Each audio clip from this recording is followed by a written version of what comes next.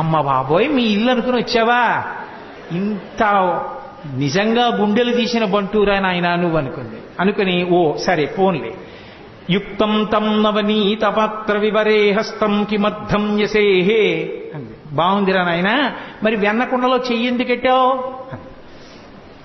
ఆయన అన్నాడు వెంటనేను, అమ్మా కాసేపు గట్టిగా మాట్లాడుకుంటా ఉంటావా? మాతకంచనవత్సకం మృగయితం మాదా విషాదం క్షణ ఇత్యేవం వరవల్లవీ ప్రతివచ కృష్ణస్య పుష్ణాతునః.